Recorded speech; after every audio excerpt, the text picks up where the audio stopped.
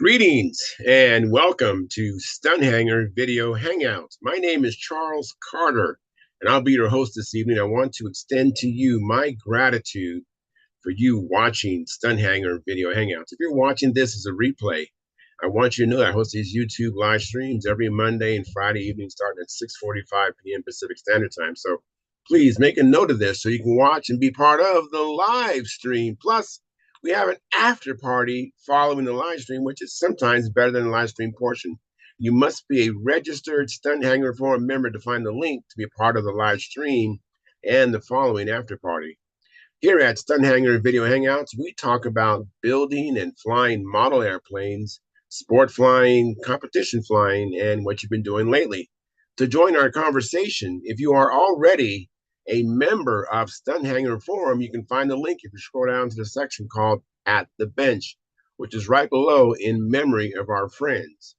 Now, if you're not a member or if you're not logged into Stunthanger Forum, the At the Bench link will not appear. If you're not a member, please register at stunthanger.com/SMF.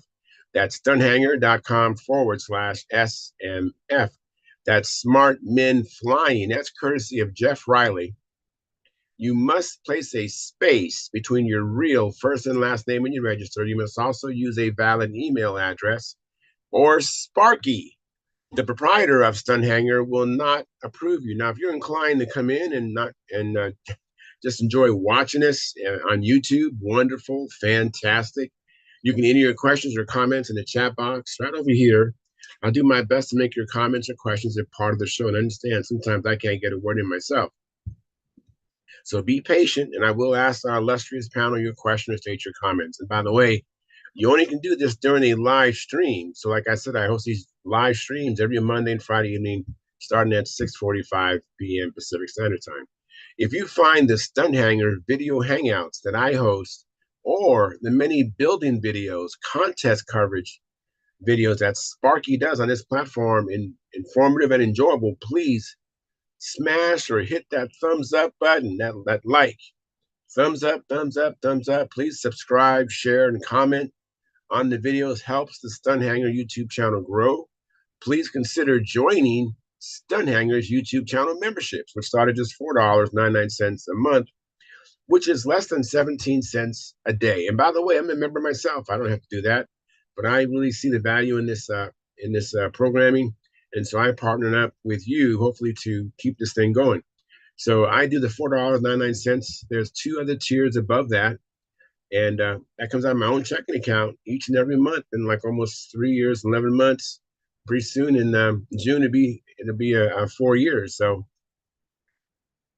please consider doing that. Now, if you can't do the subscription for whatever reason, please frequently do the super chats, which is right below the video over here, the chat box. The super chat, like a dollar sign, I believe. And if you're watching the replay, that goes away. So hit the three dots underneath the video, and then a menu will pop up and select super thanks and donate there. Okay. Now, this is Sparky's YouTube channel. So if you want to get in touch with me, the best way to do that is to go to my YouTube channel, which is called Flying Control Line Stunt. That's Flying Control Line Stunt. Okay, that's like we do. We fly control line. I call it Flying Control Line Stunt. My handle on my YouTube channel. And if you do go there, please check out the 2019 AMA National Championship video, which Sparky shot with his video camera, me flying his beautiful and light Junar XL. It was orange back then, and now it's white with orange trim. And if you comment or have a question there, I'll get notified on my cell phone, and I'll be able to respond to you quickly. I want to thank you for your past, your present, and future support. You are making it happen. Please keep the conversations family and room friendly. In other words, please don't use words or do things you wouldn't say or do around your own children or grandchildren. And without any further ado, I'm going to head myself over to the control panel and get the show set up. And let's see here. Hopefully we have a good show this evening. I went flying today. I had, I think there was 5 of us out there today. There was Scott Harris, Stewart, Joe Mata, Steve Magnelli, myself, And is that everybody? Oh, and then Joe Thompson. Joe Thompson actually used to fly with Sparky out there in St. Louis. So that was kind of interesting. Let's see here. Get to, there we go. Just bear with me. All righty. So let's see here. Um, all right. A few more clicks and you'll have my complete undivided attention. So we have 11 concurrent viewers right now. Thank you very much for tuning in. And we have 7 likes. If you haven't hit the like button, please smash that. Hey, Gary Sinclair's in the house. Hi, Gary. Thank you so much for Hi. coming in. And in the comments, we have Daniel Berry Sports Highlights. He says, hey, everyone, happy Friday. Absolutely. And then John Pohl says, hi, all. Thank you, John, for coming in. And then Tony Dallas is our first subscriber, actually a member of our YouTube channel. He says, hi. Hi, y'all. Like given. Thank you, Tony. Appreciate that. And Gary Sinclair is a second member in, and he's also a monitor for our channel. He says, hi, everyone. Like provided. Thank you very much, Gary Sinclair. So I think I got everything all set up. I got to do this little quick thing here. And you'll have my complete attention here. So, like I said earlier, I went flying today and had a nice little crowd. It was pretty nice. It was nice. It was beautiful weather out here, overcast, which is nice when you're flying. When you're flying, we had some guys flying combat, and then myself and Steve, and Joe Thompson and Joe Mata was flying stunt. So it was good. And then Marcel Legrand says, hi, Charles, and everyone at Stunt School. Yes, absolutely. Absolutely. So let me see here. All right. So went out flying today, and I actually flew my SV11. I don't know if you've been paying much attention, but I've been flying what I call my stunt trainer the majority of the time. And when I went to the fly-in earlier this month up in Whittier Narrows, and I hadn't touched the SV11 in like 3 or 4 months, it was like a strange. I wasn't even familiar with the airplane anymore, so I decided that I need to fly the SV11 more frequently so that when a contest comes up, it won't be such a strange animal to me. But the SV11, man, that thing flies so nice. It just on rails when it flies level, and it really would go anywhere that I point it. I really think that plane actually flies better than me. So that's a good place to be. Um, I just need to fly it more often, and I flew 4 flights today. Only took out 4 batteries. I had 5. I took out 4, figuring I'd get a chance to fly my stunt trainer, but didn't get a chance to put the stunt trainer up in the air. So, anyways, what's going on with you, Gary? How you doing? Very good. I thought about that the other day. Yeah, this probably people that fly the plane or wanting to fly would be better at it than I know flying a bunch of different ones, maybe. Yeah. that is so true, No. but I just don't want to risk the SV11. Yeah, I Not know. not until I have another one that is similar or better. Right now, that is the queen of the shop. Yeah. That is the queen. So, yeah, and it might nothing might not ever happen. I don't. That's the thing I'm working on is flying lower because I pretty much keep it out of danger, really. Um, but yeah, that would be best. And I'm just trying something new. That saying that people say that if you keep doing the same thing over and over and over again and expecting different results, that's what insanity. You can't just keep doing the same thing expecting different results. And I've been flying the SV11, trying to get it down low and this and that, and it's like so. That's why I'm flying the stunt trainer, which is um, Well, what plane is that? it's a friend of mine makes them. I've shown it on Okay. I've So it's shown a really picture of it. called a stunt trainer then. It's It's not an not a, actual model called the stunt trainer. I call it my stunt trainer. okay. You can't if you did a search for stunt trainer, you're gonna find all different kind of stunt trainers. But the one I'm flying, I call it. I when I first started flying it, I used to call it my crashable. But I started trimming it, and now the plane is more like a stunt trainer. It's not, but it's not. I don't have a whole lot invested in the stunt trainer. Um, I mean, he builds them for me for like $85. That's not including the engine, and now it doesn't include the fuel tank, but it used to include the fuel tank. And so I take that and I just modify it. But you don't have to modify it because it was originally designed for when we had kids or newbies wanting to fly a plane. I present that to them and I explain to them you can crash it. The wings is held on with rubber bands, and it's a predominantly bass fuselage. So it's a very tough plane. Did not fly like a stunt ship, but it would be docile and didn't respond very quickly. So a new person who has an inclination to yank the controls like a new people do, it would be able to manage that. So I've done all I can, not all, but I've done a lot to make it really responsive and fly. I mean, the plane can do this full stunt pattern the way I got it now, but when I first got it and in its original configuration, it really couldn't do a full stunt pattern. I mean, not very easily.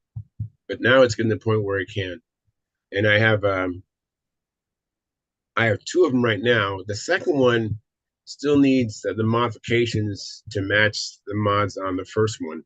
So I'm just flying the first one right now, and I'm hoping to finish modifying the second one. Then I go out there with those two, and then I can maybe have a little bit more courage to really, take it down low and close to the bottom and get comfortable down there.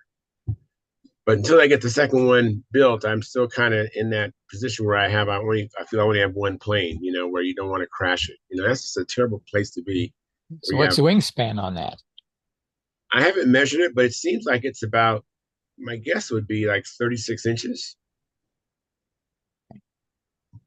Yeah, Yeah, go ahead. that little trainer that they come out with Cox, it had a wing, a plastic wing, and just hooked it on those rubber bands. Yeah, you talking about the PT-19? Probably a yellow and blue one or something like that. Yellow and blue. Yeah, that one's only like 18 inches wingspan. Okay. Okay. Yeah. Yeah. This is much bigger. It Bigger. and that gives it stability for a new person. The plane's not going to be porpoising like a small half A will. It was pretty good for its original intention. But I had an aha moment several months ago, and I thought, you know what? 'Cause I've only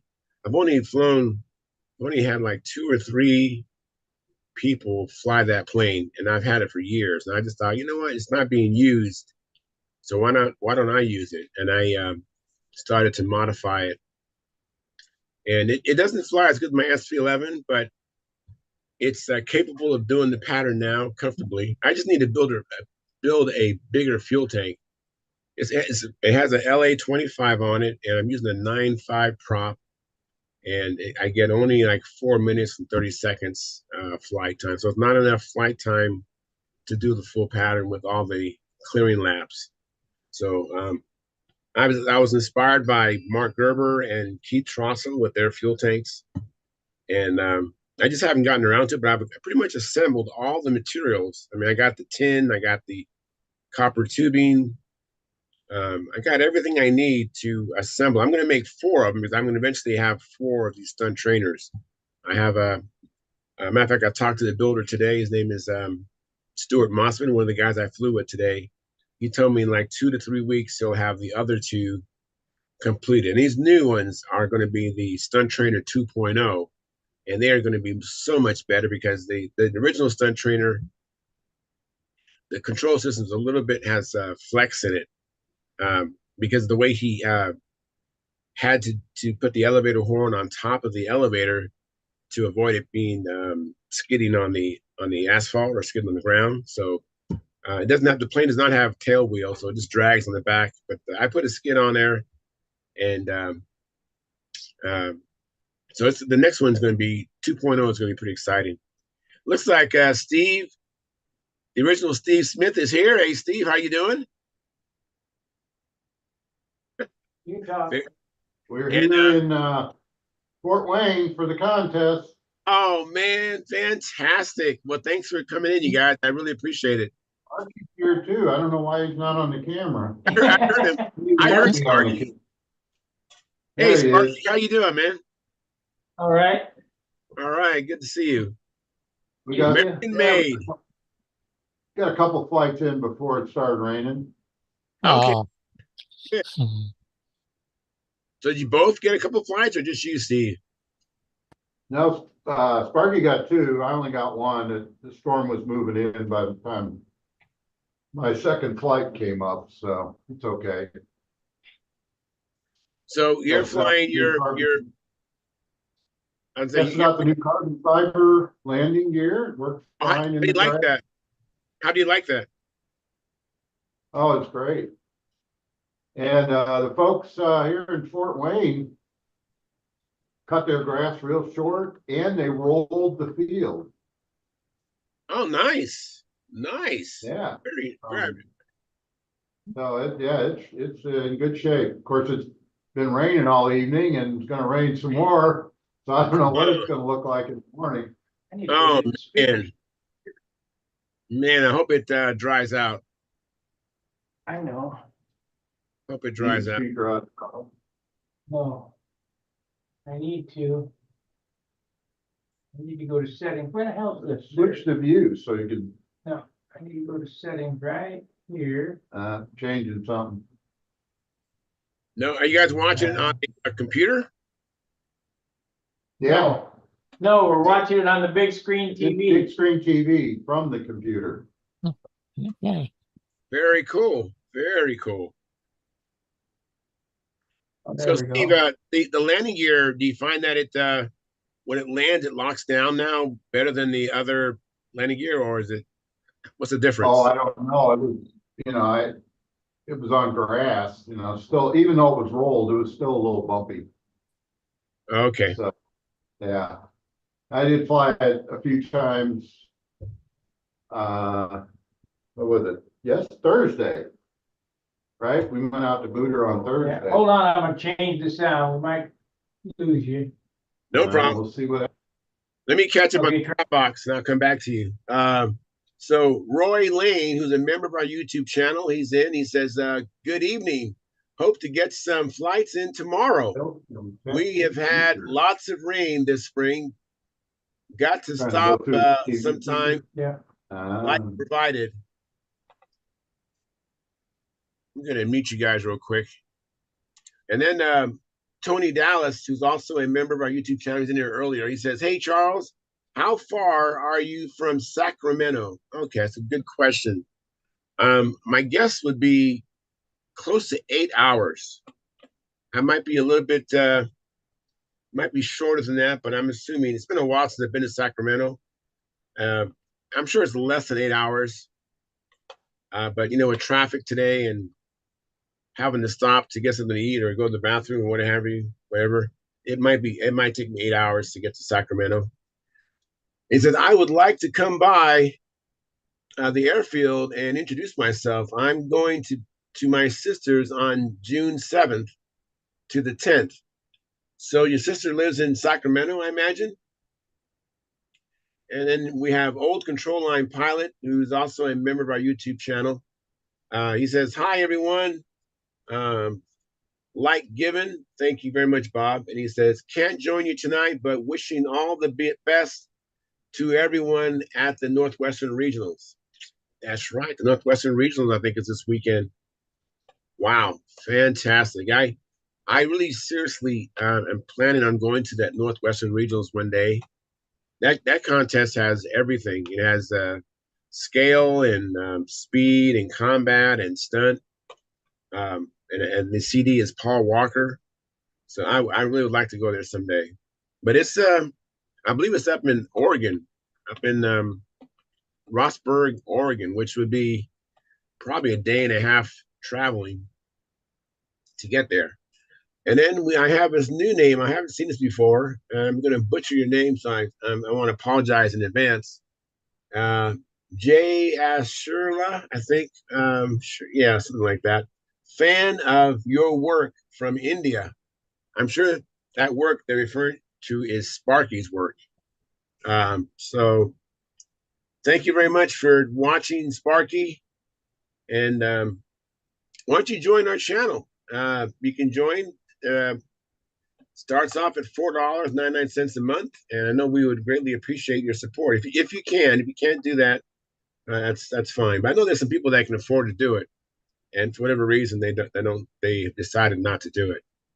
But if you can afford that, I do it myself, so I'm not asking you to do something that I'm not willing to part with myself. I part with the $4.99 out of my own checking account each and every month, and I don't miss it, and I don't think you'll miss it either. Plus, you're getting such a tremendous opportunity. I mean, it really is between Sparky, who's built over 500 airplanes, and our gallery, and then we have the forum. I mean, we got all. I mean, it's there is nothing out there on the internet like what we have here, and people need to support it. They really do. Old control line pilot Wow. Bob Whitley again. He says, and he's a member of our YouTube channel. He says, "Was that someone It's better than nothing. Yeah. sneaking bears behind Gary?" Oh, Gary, is that your son with some bears? I mean, Uh, Gary, that you probably couldn't. I remember seeing your son Oh, Yeah. behind you. walked Need a by, fox yeah. to get in bed.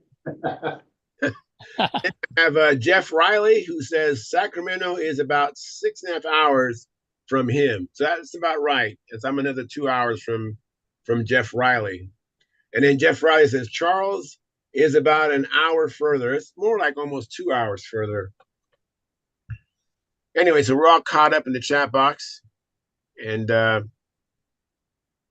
so we are back. So, like I said earlier, I went flying today and flew my SV-11, and I haven't really been flying that plane a lot. So it was actually I was beginning to get used to it again because it's such a big plane compared to my stunt trainer, and it's heavy.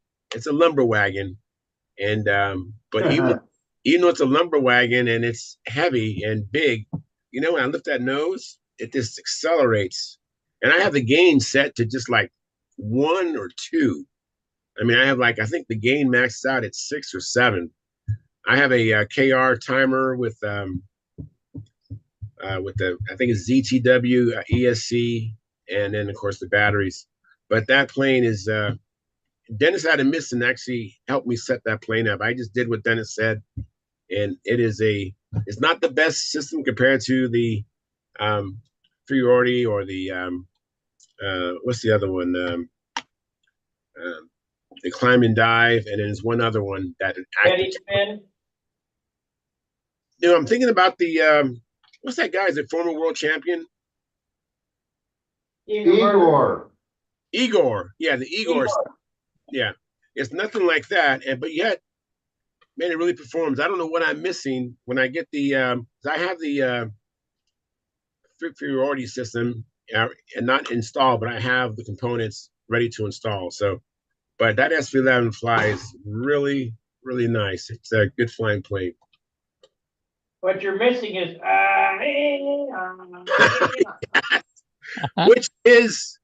which is beautiful. I mean, I absolutely love how a 4.2 brake sounds. I mean, it's so sweet to my ears. I mean, I absolutely do love hearing the motor coming on and coming off or going off. It is magic. It really is. It's something. Did you hear what happened to my Viper? My friend Joe Thompson, who's actually from St. Louis, he sent me an email, and I just saw the highlights. I didn't look at it, but I heard something about you and Hooter Park. Yeah, on outside square, it was square 8 actually. I turned the corner and it came out flat, and the hammer wind got me and pushed it right down on the ground, inverted, skinned the nose up, and broke the top of the rudder off, put 3 little holes in the wing. Which plane is this? The orange one with the checkerboards, the first one I Oh, built. okay. Oh, I'm so sorry to hear that. So I didn't really have any time on the blue one. At midnight last night, I decided, well, I'm gonna take the engine out of this one and put it back in my old faithful, the old shoe. And I brought the old shoe out and I flew that one. That's the one you flew. That's the one I flew, and that is a very good choice, in my opinion. Yeah. Yeah, I mean, if I had the, I know that you have to. I know everything is for sale, and if I lived closer, and if I had the money, I would come out there, and if I had an opportunity, I would snag that Junior XL. I know you'd want some decent money for it, but I think that plane would be worth it. Well, I got my Aegis and I don't have an engine for it, but I'll have an engine after the Nats. I'm getting a brand new motor at the Yeah, Nats I for it. remember you talking about that with Bob Hunt. Yeah, absolutely. Let's snag that. So that airplane flies exactly the same as my Junar. Oh, well, then I'm sold on either one of those, but I just don't have the funds, and I don't live in St. Louis. Yeah, We're not shipping here. I know. I understand. Yeah, I understand. I do have a shipping crate made out of wood. My friend's a craftsman. He made ones. I was going to ship my plane to the Nats. I mean, to the Nats, and that's how I ended up flying the Junar. We was originally going to have me fly the other one. Monado. Yeah, the The Monado. Monado. I was so excited, Sparky. I got off the phone and I was telling my wife, Sparky said I can fly his Monado. I was like, oh my God, this is unbelievable. So, Well, the Junar was a better choice. yeah, well, that was, I've said this many times. When I came back home after flying Sparky's Junar, I had such disdain for my airplanes, all of them, just such disdain. They're all with lumber wagons, and they weren't big; they were still heavy compared Well, you to. can ask Steve. I haven't flown that airplane since I won Oklahoma contest a year ago, last year, and I put up 2 flights today, and he said, "Man, you look a lot better with that airplane." So Yeah. Yeah, it doesn't surprise me. A good plane is, and you have muscle memory on how to do the stunt pattern, and it's an old shoe, so you just get into it, and then it all comes right back to you. I figure about a handful of flights, I'll be back in the groove. So Yeah. I'm gonna take it after this contest. I'll take it home and doctor the paint up so it looks decent, and I'll fly it at Brodax. I haven't got the blue one trimmed out. It takes some time to trim them to get them to fly perfect. Oh, absolutely. How many flights do you think it takes for you to get a plane trimmed out? 40, 50 maybe. Yeah, that's what I'm thinking for me too. Yeah. Yeah, it And takes it takes a while. that the old shoe, is 7 years old. It doesn't look bad. It just has, typical 7-year-old airplane rash on it. Yeah, yeah. So how does that plane do you prefer flying that one on grass as far as the landing gear setup or It asphalt doesn't on the matter. It doesn't matter. It takes off and lands exactly the same on either one. That's a really good flying airplane. Yeah. Oh yeah. Trucks and Absolutely. grooves, has a good corner on it. I was talking to Larry Fruits a couple of days ago, and I was telling him about that after we left I think it might have been Tuesday or so at the Nats, and we was driving in your car, Sparky, and I asked Sparky, I said, Sparky, you seen me fly before, right? And he said no, and I was amazed that he let me fly his beautiful Junar, and he has never seen me fly before. And he goes, well, if you crash it, Charles, I'll just make another one, no big deal. And so that was amazing to me when I learned that. I was just like, I just knew you had been on my YouTube channel and you'd seen me fly before, and that's why you let me fly your Monado or end up actually being the Junar. But yeah, it was just no big deal. First time I didn't even see you fly at Brodax. The first time I saw you fly was at the Nats when I filmed you. That's it. Because if you remember right, I said I don't want to watch. Yeah, I remember that. I don't want to see. I understand that. It might change my mind. I understand that. After a Yeah. couple of rounds, we haven't hit the ground. I figured, well, it can't be that bad. So that's when I watched. Yeah. Yeah. And I love the video of me flying your Junar after I finished the maneuvers, and you go, and that's Charles Carter. That's one of my favorite parts of the video.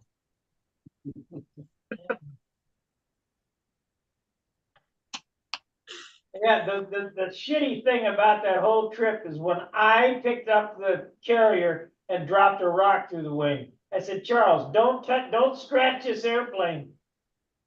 And And you also said, shit. do exactly what I tell you to do. I remember Yeah. that because John Jordan and I was hanging out, and as you was telling me what to do and how to do it, after a while I just started saying, "Yes, Dad. Yes, Dad." Do you remember that? No, probably. But you were trying to figure out how to start it. You turn it upside down, you fill the bell up with fuel, flip it 3 times, put the glow plug on it, and whack one time to start right up. Yeah, Did every time, didn't yeah. Every time, and then I came back to San Diego, I replicated that same system. I did the same exact thing because before I used to do what a lot of people do, and there's nothing's wrong with it. Most people will choke the motor and then feel a bump, and then they put the igniter on, and then they hit it. And that's how I was doing it prior to flying your Junar. And then when you had me do it the way you did it, I was like, well, that's just as consistent. So I started doing that. Yeah. Usually I can hit it unless it's cold. If it's been hanging on its nose for a year and all the fuel has run down out of the muffler back into the head or whatever, it's a couple of times to get it to go. But after it's warmed up, after hanging for a while, a couple of drops in the venturi, pull it through 3 times, put the glow igniter on it, and wham, it'll fire first time. Right, right. Yeah, and that was your stock engine. It wasn't even the one with all the high fluting stuff. It was just a regular. That was a stock engine. Now that's what's in it is a Brian Gardner motor, and it runs much, much better. Wow. I mean, it runs so good. I flew it in one airplane day before yesterday, took it out without changing the needle valve and put it in the next airplane. And when we got here, I went through that sequence and wham, first lit right off and it flew. It was a little slow, but I turned it in a quarter turn and we're right back where we need to be. Fantastic. Fantastic. I don't ever tap it. It just needs to go, ah! I can hear when it's running right. Right. Yeah. Wendy was the same way. Wendy Winowski did not rely on attack. You could just hear it. And there's a certain sound that you're there. No doubt about it. Let me email. Just give me a second here. If you want to carry on, that'd be great. Let me see if I can email this person here. Dennis Ammunition had a little mishap. I mean, there was 3 airplanes that were lost on the same day. I won't tell you what happened because I don't know, but Dennis will be in tonight. But he had a mishap, and Larry Fruits had a problem with his motor, and another guy lost his airplane, and I dorked mine all on the same day. And come to find out, it was a full moon. Yeah, maybe that might have been it. Maybe, I don't know. We sure don't have very many people in here tonight. No, I know. Well, of course, Dennis is busy CDing the event tomorrow, and then there's a Northwest. Yeah, nonsense. He's here. We're in his hometown. Yeah, and then there's a Northwestern Regionals going on up in Oregon.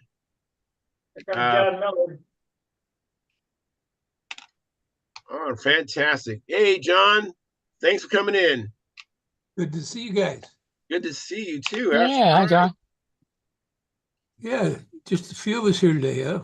Yeah, just a few of us. Yeah, well, we know we'll just. I always say the winners show up. Snooze, But you we do. lose. Hey, you got my shirt on. Hey, we got the same shirt. What in the heck? How'd that Yeah. happen, Sparky? Wow. Oh, I got a shirt just like that one. Ah, So what you been up to, John? What you been doing? oh, been getting this taken care of. Okay, all right. Yeah. Uh, garden skin graft came undone on one part of it, so we're Go ahead working and with that. But that and working, still working on a plan. I just about got all of the corrections I need to make that I know about now. And then I'm going to I figured out how I'm going to do it. I'm going to send out small PDFs of the parts of what's different on the various parts, and a new set of drawings to those that have already gotten. Then I'll get sent to Sparky there at the same time, but they'll be the updated ones. Good. Just hang on a second. I'll be right with you. I'm sending a friend of mine an email. Joe Thompson. Do you remember Joe Thompson, Sparky? He was in your club out in St. Louis. You remember him? Yeah, I do. Yeah, I Yeah. remember So, Joe. Is he out in yeah, California now? yeah, he's out here in Oceanside, California. I was flying with him today. Oh, We I was done. and he doesn't know how to do computers, so I'm just going to send him a link to watch the show, not necessarily come in. And so that's what I'm doing right Yeah, now. his AMA number is stunt. Yes, STUNT. that's right. That's right. That's right. So let me send this link to him right now. Hopefully, at least be able to watch us. Yeah. And let me see if I can get someone else to come in here too. Um, just bear with me, you guys. Let's see here. Now we can text Dennis out a minute. Yeah, that'd be nice. See if Dennis is up to it. You got to have a soapbox to get in and out of bed. The beds are about 3 feet off the ground. Yeah, yeah. Sure, the tall guys Look don't at complain. It's just you and I, Sparky. Look at that. It's up to my Yeah. waist. I see that. Yeah, I see that. Joe, Man. That's messed up, John. That's messed up. Shame on you, John, for I couldn't help it. shaming us short guys. I was thinking about how the high jumpers jump over the bar now. We used to do what was called a scissor, or you'd roll over it, with your belly down. Now they go over it with their back down. Yeah. Yes. Mr. Skokulak is coming in. Oh, great. Hey, I appreciate that, you guys. Yeah, if you know what, if you've been watching this for some time and you don't feel you can come in, this would be a great time to come in. It's low tide. Come on in. The water's warm. Nobody here is scary. Yes. Hey, John Skukulak. Hey, thanks for coming in, John. Hey, you bet. Nice to see everybody. Absolutely. Appreciate it. So what you been up to? Still pecking away at building my vector and flying a little bit here and there. I have a beginner question I can throw at this group. Oh, please. And some of you guys may have been on the Hangout. This goes back a ways. I was having trouble with a Nobler that I had a 46 LA in. It was just leaning out a lot as soon as it got into the air. And I think it was Dennis Edemison who said, which side do you have the fuel line coming into the needle valve assembly? And the problem started when I actually had changed that and ran it to the inside so I could have the part that you handle on the outside away from the muffler. Yeah. And that's when this problem started. And, so Dennis made that suggestion. Maybe the fuel is struggling to move inboard and leaning out because of that. Right. So I flipped it around and that fixed it. I did it the way I had it in the first place, and that fixed it. Now, here's the question. I've been reading a string on Stunthanger where many guys have said you can run it to either side and it'll run the same way. No. Not No, the necessarily. turbine controls the fuel to the outside.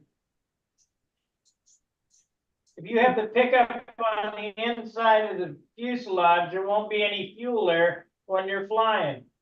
Well, that's what Dennis, hi Dennis, that's what Dennis pointed out way back a long time ago. And when I flipped it around, like I said, Dennis, you didn't hear all of this, but I was having this problem where my engine was leaning out pretty extremely. And you asked the question, which side does the fuel line run to, the inboard or the outboard? And I had just moved it to the inboard side to get the side that you handle away from the muffler. And you suggested, I think if I understood correctly, that, well, maybe the fuel is leaning out because it's struggling to move inboard from the tank. So I flipped it around and it fixed my problem. But what's perplexing to me is I've been reading a string on Stunthanger where all these guys are saying, the question came up somewhere, and all these guys are saying, I can run it to either side and it runs the same. Well, Have you ever John, heard that's the adage, don't believe everything you read on the internet? No, but I think some of these are pretty experienced guys too, and so I think I'm missing something. John, I tell you, my experience has been I've had it both ways, and I didn't notice any difference. I just did it because the expert that I fly with, Dave Sabon, he suggested I do that, and so I did that. And I remember I was at a contest after I had switched it over, and I'm trying to adjust the needle valve, and the muffler is so hot, and I eventually go out there and get burnt a couple of times, and I say, forget that. I go get my needle nose pliers. Now, mind you, the clock is ticking, Yeah. And so I finally go back and I adjust the needle. It's a Super Tiger style needle valve, and I adjust with needle nose pliers. And then by the time I got to the center of the circle, I think almost 2 minutes had elapsed, and so I basically had to take an attempt. But yeah, it's no fun being close to that muffler. No, but so you're saying for you it works For me, it worked both ways. running the supply line toward the inside part of the circle. Yes, that's just been my experience. I've had it both ways. And my tank setup, John, I'm dying to hear from you. You got your hand up, but my tank setup is, I call it the John Miller setup because I discovered it a few years ago on Stunthanger when you explained it and you showed a diagram and everything. So I use a clunk tank with a fixed uniflow line that runs about halfway back on the outboard side of the tank, and it works beautifully. It's great. It's simple, and I can adjust any difference between upright and inverted speed by just twisting that uniflow line up or down a little bit. I don't have to move the tank. It works great. So that's my tank setup. But for me, there was a big difference based on which side I ran that fuel line to. Yeah, that's what you experienced. I mean, Yeah, that's your testimony, and no one can really dispute that. Well, it made it in your well, situation. can I have a few words in here? Go ahead. Okay, John, I've done it like Charles has done, and it hasn't been a problem. But it might be. Are you running muffler pressure? no.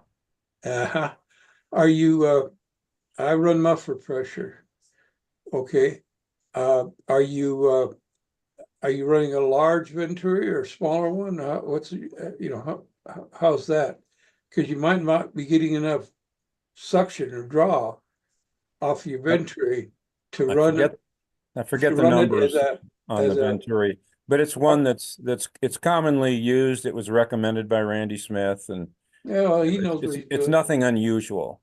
Try plugging Uniflow line into I do plan to do that.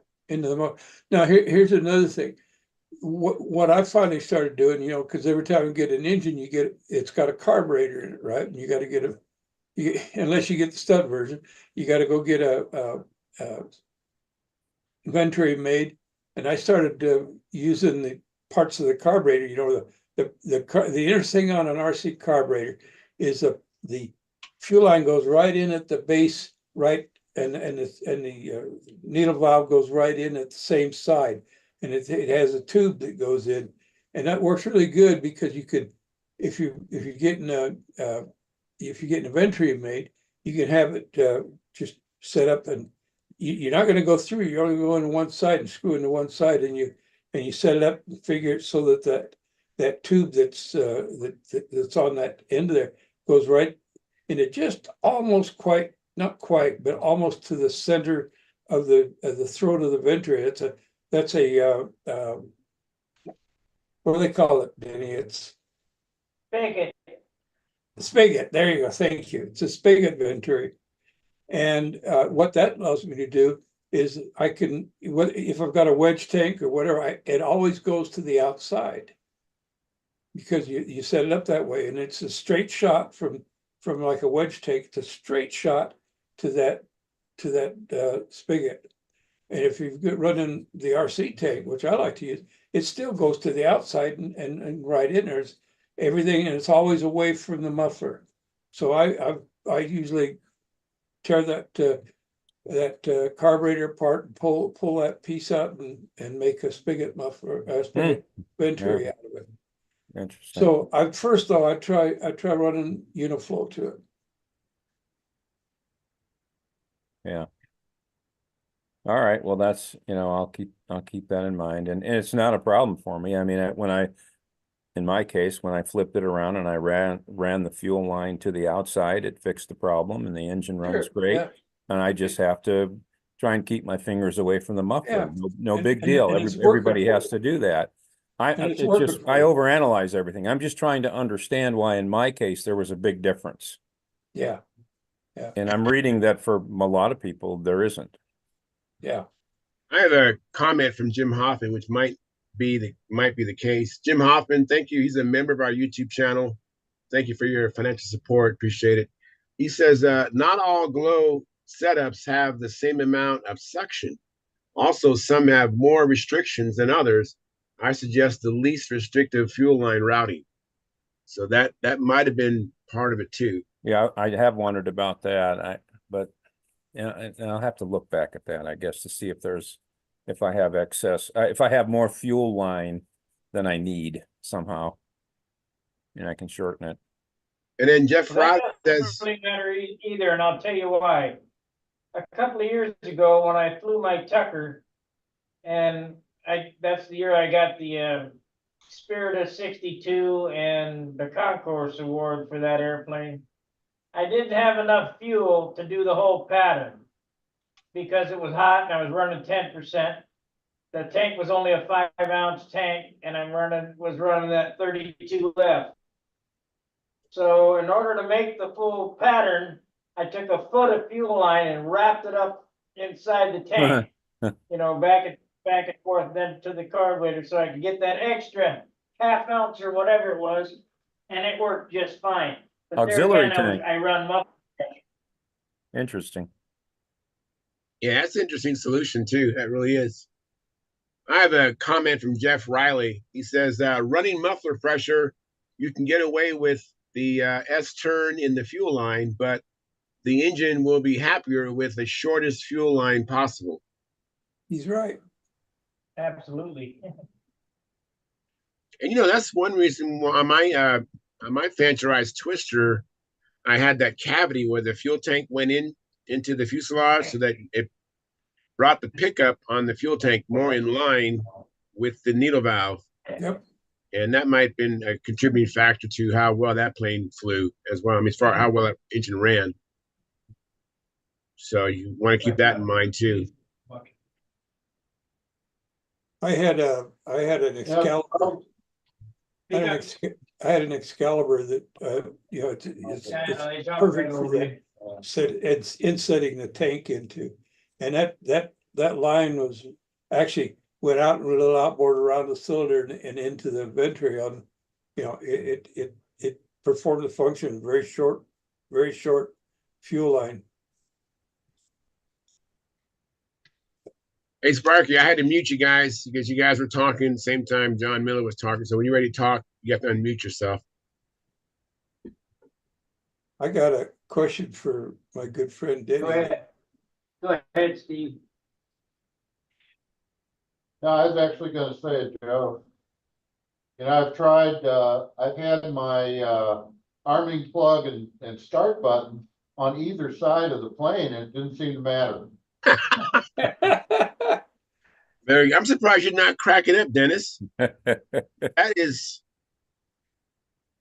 You don't leak got electrons all over the field nothing, huh, until the Dennis? grass. I'm sorry, I was a little distracted. I'm trying to call up a visual aid here. That's all. Okay, so Steve Miller was, how we're talking about the fuel line on the engine, on the IC engine, switching to either side. Well, Steve Smith was saying that he's put the arming switch and the starting plug on either side of the fuselage. Doesn't make any difference. It can. Just like, sometimes if you have a little difference in, running upright and inverted, sometimes you can change the height of the ESC. Another IC joke. No. I started, I was jealous of all the IC guys. They get to, soup up their engines and all that kind of stuff. They polish out the bypasses and stuff like that. And I got jealous of all of that. So I started polishing up the inside of my magnets. And then I started putting little pieces of wood in between the magnets so they wouldn't burp or anything like that. So don't need a Fox burp in the electric motor. So I just when I was running glow engines, I thought anything I could do that makes the fuel flow as directly and as effortlessly as possible was a good thing. Yeah. Including running it, from the tank.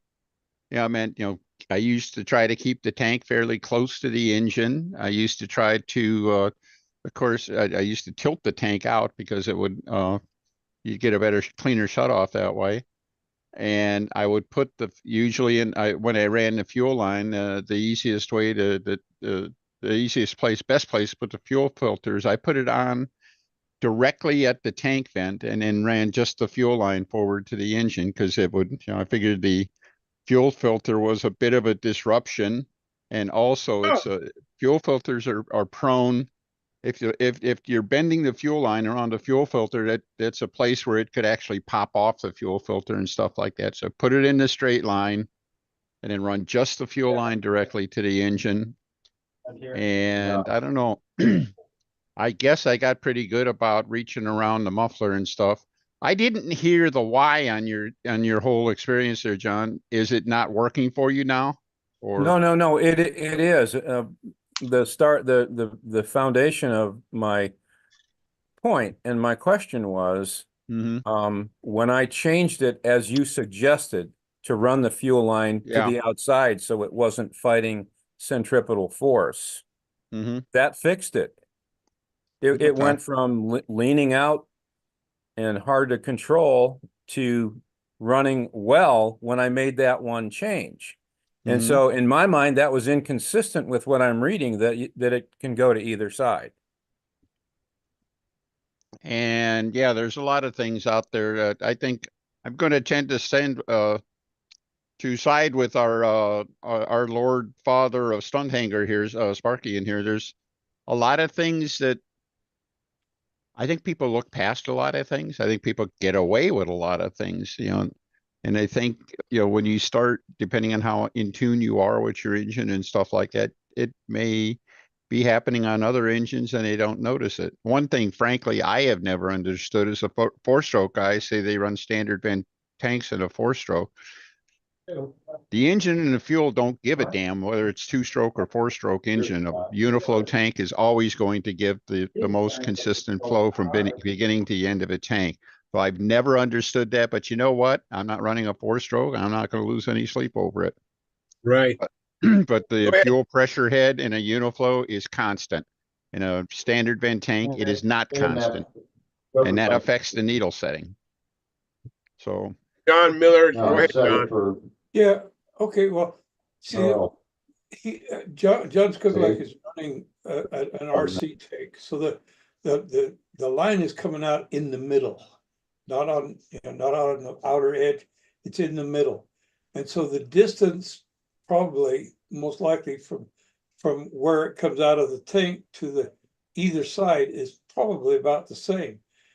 And that's what made me think he needed to either be running pressure, or he might have too large of a vent area in there, or not enough suction coming from, from the engine. Is it if it made the difference to go to the outside, it probably, his that fuel doesn't have to go against the centripetal force to get to the inlet into the vent area by going out there like that. That's the obstruction I think it's running into. It's having to go uphill as it comes out of the tank to get there instead of just going across the street. So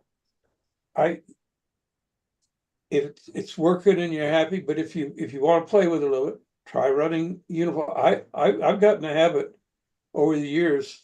I don't have hardly any airplanes. I never had any airplanes. I don't have too many left anymore right now, but I never had any airplanes that didn't have Uniflow in them. I got used to running it and got used to setting it up. Even when I was flying RC, I was flying Uniflow. You know, Uniflow, or did you mean muffler pressure? well, Uniflow, excuse me. Yes, Uniflow with muffler pressure. With muffler pressure, okay. Yeah. Let me welcome John Paris. Thanks for coming in. I know you're driving, you're commuting. Appreciate it. And I, excuse me. Yeah. Bless you. Thank you. And I really appreciate that picture you took in the train, John. That was amazing to see Stunthangar while you're on the train in Seoul, Korea. That was awesome. Yeah, I was moving with my son over to Seoul. We were going to go up and walk around for a bit. They had a YouTube feed in there, so I said, "Well, let's see if I can watch Stunthanger live." And I mean, it was a day late. I watched the Hangout, so that was kind of neat. A good way to pass the time, just about the right length to get me from where I was to where I wanted to be. Oh, very good. Well, in watching, do you remember anything needs to be corrected? You remember any Nope, misinformation or anything like that? All right, cool. not that I recalled. And then on my trip back from Seoul to where I was staying, I watched. Must have been Friday night. The next live I watched. So I got All to right, watch it twice on the way there and the way back. fantastic, fantastic. Yeah, I think we had Bob Hunt on one of those shows, right? Yep. Yeah, Bob Hunt was in the first one. And Yeah, then right now I'm obviously moving again. I'm gonna actually go over to the east side of the country and meet up with a friend of mine and hopefully do a little flying this afternoon. oh, fantastic, I can't fantastic. make Denny's contest, but I can at least get out there and fly a little bit. Yeah, absolutely. That sounds great. So, what you flying? What you plan on flying there in Seoul, Korea, or wherever you're gonna fly at? He's got both a mix of electric and gas-powered airplanes, SV-11s, Impact, Vector, Strega. He's got a few to choose from, so we'll see what he brings out. Very cool. Big airplanes. He's Yeah, he he's looks got to some me. He smaller likes. ones too. I like big airplanes. I really do. I'm sorry. What is so funny, John? Can you share it? Is it Oh, PC? I just think about. Please don't take offense to this, but when you said I like big airplanes, and you're not real tall, and I I've know, seen small but I'm stunt complex, but I small am men. but I am pretty big though. I think Yeah, last time you saw me, I'm only 5'5", but last time you saw me, I think I was weighing like 220 pounds. yeah, you're solid. Yeah, But the thought just when like you got the small dog complex that thinks he's a big dog, and he's got the small man stunt complex. yeah. Well, it just feels more comfortable because I am pretty strong, Yeah. and I when I was flying my Nobler, which is my most popular video. I have a video on my YouTube channel. Now, for me, this is a lot. It has like 48,000 views. And that Nobler, I mean, I can just manhandle that plane because of my strength. So it's a little bit, I have to kind of finesse that plane. And even when I was getting ready to go to the Nats and I knew I was going to fly Sparky's plane, I was at that time flying an 80-ounce Strega. So I deliberately was flying a P40 that I had that was lighter. I knew I'd be having to maybe finesse because Sparky's plane was 58 and a half ounces. Mhm. You know, going from an 80-ounce plane to a 58 and a half ounce, that's so I started flying lighter planes just so that when I was going to fly Sparky's plane, I'd be able to fly it because it's really um, it's something. So for me, big planes, it's a comfortable fit for me because I am pretty strong. Well, I could see that, I myself, I like to have just enough line tension so that when I'm going straight overhead, I have slightly more than, about like half a G or whatever still left going over the top. So it isn't falling in on me. Right. I like to be able to fly it on this finger and this finger, the top and bottom. And I, like Gordy's twins, his big ones, Oh, holy smokes, pull your arm out, you just, yeah. And that's all. I think that can be managed with the way you trim them. So I think so too. You can move the lead outs forward and or right. take out, if you can take out some wingtip weight that can help lessen some of Well, that pull. Ted Venture used to always say, because a lot of people say put a 1 degree of out thrust or 2 degrees out thrust on the engine. Ted Venture used to always say, just put enough out thrust to make sure you don't have any in thrust. And I've done that, and my line tension was always in the manageable area where I wanted it. Because like Gordy said, what he didn't like about his big twins, he couldn't finesse it because you're hanging on to it all the time. And Gordy's like you, he's about the same height, but he's strong, or he was. And he says he didn't like it because he could not finesse it. You had to really hang on to it, and you just, so anyway, back to you. All right, no problem. Let me get to Stuart Morrison. Hey, Stuart, thanks for coming in. How you doing? I'm good. So how's everybody doing? Doing good. Thanks for coming in because it was just a couple of us earlier on today. Yeah, I fell asleep. I just woke up again. So but yeah, we went out flying today, so it was nice. It's pretty good. So So there's who was there? Brad and Len didn't make it. He's out, he's painting away, I guess. And Tom was there and Bill, and so it was all right. So it was a nice day out. So I enjoyed it. It was good. I need to practice. Where did you fly? Um, Basically the Pathfinder. That was pretty much it. Good choice. Yeah, I know. I got to get my Pathfinder together to see how great those things fly. I have a Pathfinder Arc, and it's still in the box. I haven't even touched it. I have touched it because when I examined it, I saw that the bell crank lead outs, they weren't bushed. So I cut into the center section and bushed the bell crank, but that's about it. Hmm. Hmm. Well, they're reasonably good flying stunt plane. Yeah, I have a friend, Bob Gore. He loves his Pathfinder.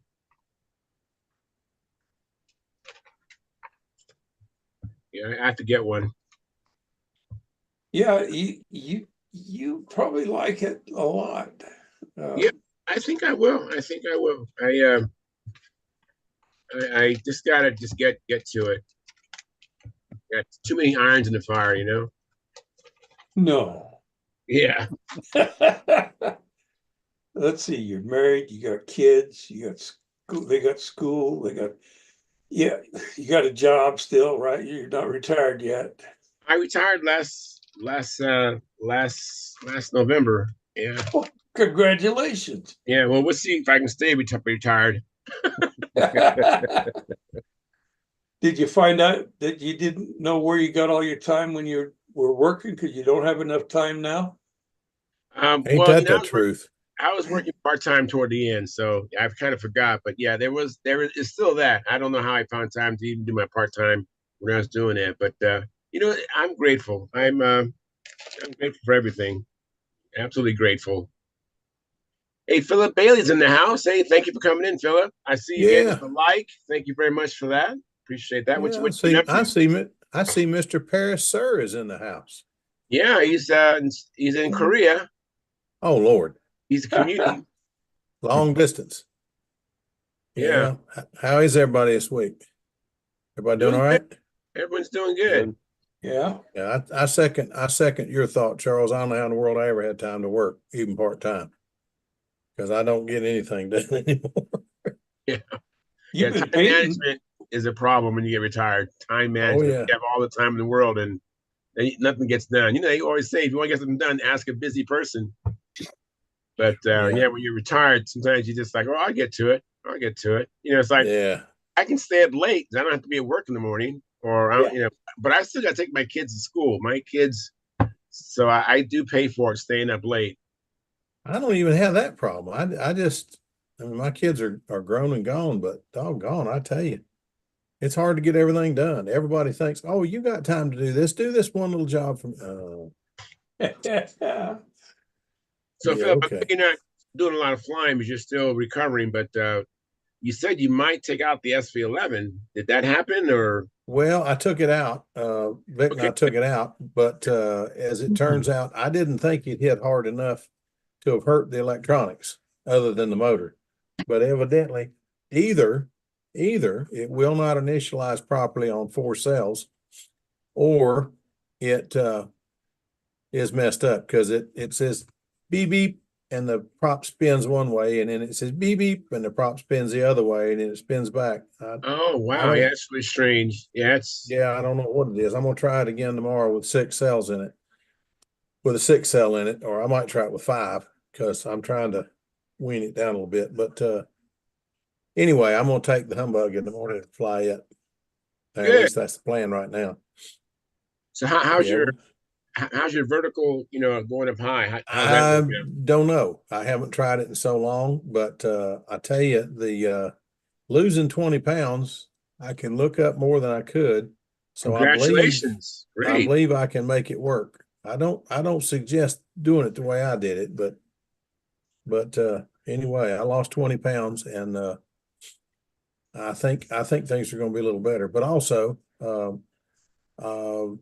started going to a chiropractor, and she's working with my neck, and I think it's getting better. I'll find out in the morning. The tell of the tape will be if I can actually do something overhead.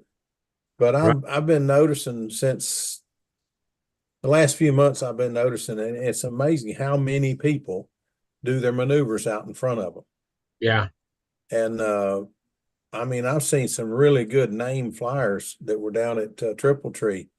One of them amazed me because he did a clover leaf, and it was still. I mean, he wasn't much over. He wasn't over 60 degrees, and he got a clover leaf in there and looked good. It just wasn't by the book, it wasn't straight up. But he is incredible. He's a heck of a flyer. If I told you it was, you'd know. Yeah, he's a heck of a flyer. But he flies lower than I thought he did. So we'll have to. I told him I think if you'd work on that a little bit, you probably score better, because there are judges who are going to judge you by that book, and I don't care how impressive it is. If it's Right. not by the book, it's not by the book. Right. I'm one of them. I mean, just to be honest. So anyway, I don't know. But how have you been doing, Charles? Did you get to fly this week? Yeah, I flew Monday and I flew today. And today I had there's 5 of us out there. Oh, you So had it a was a good time. nice little crowd. And then after we were flying, we went to this restaurant and continued the fellowship there. And These guys know how to party. Let me tell you. They I'm don't go to a hamburger joint. They go to a nice restaurant and sit we down, went to and the same restaurant. We went to the same restaurant, Philip. they go nice. They do well. Oh, look at this. Chilling. Yeah. Last minute panic, loading the car, forgot to print the score sheets. Oh, Lord. How about that? Well, how's everybody else doing? John looks good. I'm glad to see that because he wasn't here Monday. Oh, Lord, what have you done? Oh, I'm Northern European and sanded drywall with asbestos in it and all that. I got skin cancer all over the place from my shirt line down to, the extremity, top of my head, back of my ears. I haven't found anybody that Watch TV instead. pardon? No, you're talking to Steve. Oh, I haven't found anybody that's done any studies on the tie-in between asbestos and the drywall materials and the drywall workers. But anyway, so they had to take a big cancer from between these knuckles right here. Uh-huh. Oh, boy. And it took about a silver dollar size out of there. And Ouch. then they took a skin graft off of here to put in there, and I busted this one side of the skin graft off because I bend my hand like that to pick something up, and so now they got me wrapped up so I can't hardly bend my hand at all. But Well, that'll stop you. yeah, That'll stop you. So It looks yeah, like but other Sparky. than that, I'm doing okay. That's good. Good. Looks like Sparky and Steve are at a contest somewhere. Yeah, they're going to Denny's contest tomorrow. And Cool. how is Denny doing? Getting ready. See, look at him. I You can't want see you him. want me to sum up well, first off, contest preparation is going well, but you want me to sum up my week? Yeah. Oh, no. Oh, no. Oh, man, make it big. Oh, man, that's disappointing. But That's you know the what? one that you converted to an inline, isn't it? Sure is. Oh, Denny, what happened? My launching stooge developed an evil sense of humor. Oh, no. Let it go early. No, it wouldn't release. So I ran back to the airplane to try to, to get it and shut it off. And just as I was reaching for the airplane, it decided it was time to release. Oh no. Oh, damn. You didn't get cut by the wires, did you? No, nothing like that. I had the handle in my hand because the last thing I wanted to, I thought, cripe, this thing takes off. I don't want it to be trailing the lines behind it. So Yeah. So I had the handle. So the airplane went 66 feet, hit the end of the lines, and it kind of jerked around, and it came back looking at me, and it started picking up the lines, wrapping them around the motor, and it kind of climbed, and it stalled, and it flipped, and it flopped, and it came in on the nose, and basically destroyed the wing inside. The fuselage is almost intact, but the wing was broken inside the fuselage. Oh, man. Damn, Denny, I'm so sorry to hear that. Yeah, well, I would have liked to get a couple of more patterns on it at least. So You really liked flying this plane because the well, it looked real was so light. promising. Yeah. I thought I was real happy with it, and I had made some, I thought, important changes on it. I was really, really looking forward to trying it. So Which one was that, Denny? all I can say is that, damn, am I pissed? Yeah. Pardon my YouTube, pardon it. So, What type of stooge, Denny? I was using one of the Brodak stooges, the regular pull pin thing. Okay, yeah.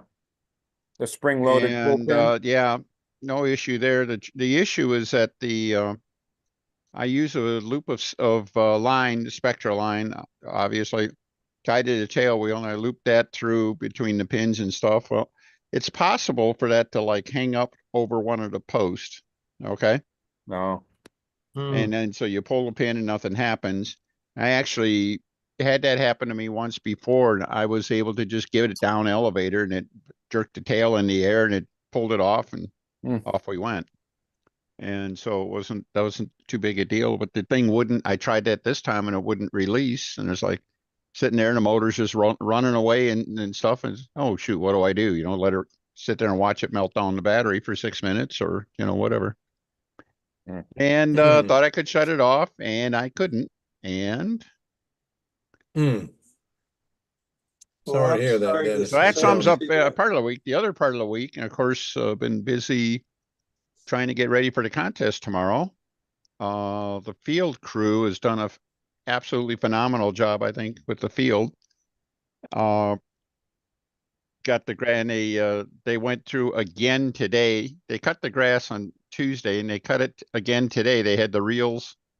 Use a they use a reel mower, a ganged reel mower, I guess, like they use on golf courses and stuff. And they set the thing real low. They cut it real low, and then they went and we have a little steamroller, and they rolled the field, and it's about as smooth a grass field as I think I've ever seen. So wow, or I think I could nice. fly half A's off of it. But anyhow, the hotel guests there, Steve and Sparky got some flights in tonight, and we had no rain in the forecast. So of course we had isolated thunder showers pop up 3 times this afternoon. The last one sent everybody home about 7 o'clock. So, man, I'll tell you what, that was your Velvet. I forgot. Yeah, the new Velvet. Golly, that's a shame. That is a real shame. You gonna build another one? Probably. It's a real shame because I built it because I built it for Wes as much as anything. And it happened to look like it was going to be a good flying airplane, which of course is really nice too. And so losing it that way, I don't know. The old story. I don't know if there's a good way to lose an airplane, but I can guarantee that losing one this way is a bad way to lose an airplane. Yeah. So yeah, I've lost 2 this year, and there's no good way. One was hooked up wires backwards, and the other one was the ESC quit dead overhead. So there's no good way to lose one, but at least they died flying instead of on the ground. But that's poor consolation. Yes, John. Anyway. Go ahead. Denny, you were remarking about the ground cruise and the mower and that. Remind me of Marcel Legrand sent me a picture of his new riding lawnmower. It's a green powered riding lawnmower. It's full grown sheep with a plastic chair sitting on top of it. Not only is it green powered, but it clips the glass and fertilizes it at the same time. I had a picture of it. I tried to find a picture. I couldn't find it. Oh, John, you're terrible. Green powered, and it's a zero turn. It's a zero turn. So right. Yeah. Turn on it saying its own length. Yep, that's right. Maybe he'll resend that to me if he's watching. Is he watching? I don't know. You don't see him on the. We have Philip Bailey in here, Jim Hoffman, Jeff Riley, Bob Whitley, J.S. Suk. I can't say the name. I'm so sorry. And then we have Roy Lane and Marcel Legrand. Yes, Marcel Legrand's here, and then Gary Sinclair and Tony Dallas.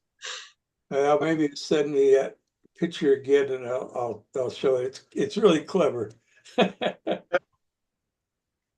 Man, Marcel's a heck of a builder. Oh yes, that twin is gorgeous. I fly by myself sometimes, and when I have had issues with my plane, now I've had most issues with the ICs, but I remember just staying there with my handle and waiting for it to run out of gas. I think that maybe on one occasion I had a problem with my electric, and I just stayed there until it ends, because it's always dicey going back to the stooge to fix whatever the problem is. So if anyone's listening, if you have an issue with your stooge, my suggestion would be to just stay put and wait till it runs out of electrons or runs out of gas, and then go back and try to fix whatever's going on. It's no fun having to rebuild a plane. There it is. Hey guys, I'm gonna bail out. have a good day. We'll catch up with you when I'm back in the States. Yes, thank you, John. Thanks for coming in. Appreciate it very much. All right, bye now. Bye-bye. Marcel sent it to me. I'm getting it ready. Oh, fantastic. Hope he has an airplane painted on the side of the tractor at least. Yeah. Denny, was it a pretty hard hit when that airplane hit the end of the lines? Yeah. That's funny. Isn't that great? That's great. I love it. Yeah. Yeah, zero turn. Yeah. Yeah, Zero one turn. jerk hanging on, waiting for a jerk at the other end. So That's funny. I now understand the fertilizing part. I didn't quite understand Oh, what you're talking about. that's where he clipped the top of his thumb with the twin. Oh no. Yeah, twins are kind of dangerous. I think it. Yeah. Twins are dangerous. You got to be careful. Yeah, absolutely. That's the one thing I didn't like when I flew by myself. I really did not like flying my twin by myself because I know that could possibly happen. Normally, your forearm gets ripped reaching over, Yeah. How many of you guys remember the old form before we really used Stooges? So we you'd put a stick out halfway out, or and you would start the airplane, but your lines would out and turn and came back at you with the stick. You just let it go and it'd go around, and when you were launched, you launched yourself. I didn't know that. I didn't know about that. Nine. You never did it? Eddie's got his shaking his head. Yes, it worked. Don Schultz made a post on that. One of his buddies out in Washington launched his own airplane with the lines wrapped around a stick, and they just basically unrolled and he took off. Yeah. I am not that gutsy. Oh. Now, I wish I still. The only time I've ever launched my own plane was like where well, it's not the same thing.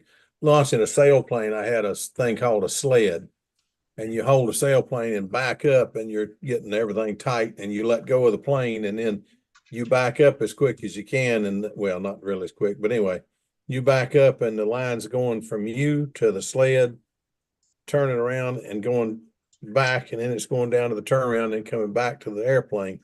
And it's for every foot you back up, you're pulling a foot and a half, or 2 feet, and it worked very well. But I've misplaced that thing somewhere. I don't know whether I loaned it out or what happened to it, but anyway, I'd like to still have that because I'm doing a little sailplane flying now, just puttering. And well, I figured I couldn't look up, and I didn't think I could turn around. Let me see if I can still launch one of these things. So I took it out and threw it. I hadn't flown that thing in 20 years, and I changed the batteries, put new batteries in it, and checked everything, and everything checked good. So I took it and threw it, and it flew great. Only got a 5-minute flight, but yeah, whatever. Well, the event that they're running, we're running a control line contest in at the same time they're running a vintage RC meet on the same field. In fact, we're sharing the resource and all that. Yeah. So they actually already have quite a few people showed up for their event too. And one of the guys they're off flying this evening. He had a Airtronics Grand Esprit. Oh yeah. Which I have a kit sailplanes downstairs. go, that's the absolute queen of beautiful sail. That's the one that everybody, when you think of an RC of a sailplane, it's an airplane that looks like that and flies like that. So I always wanted the bigger one. I've forgotten what you call it. There was a Grand Esprit. There's the Esprit, which I have. Then there's the Grand Esprit, and then there's the Super Esprit. I always wanted one. Never could find the plans to it. yeah, I never even heard about it till like 20 years after the fact. But the Grand was so awesome. Yeah, but it at any was rate, so beautiful. We're looking forward to a good meet. Got an unusual request. What's that? Club wants me to run a 2-day control line event all by itself. Wow. Really? Outstanding. And Wow. we got 150 members, and the only control line flyers are Wes and me. Are Wow.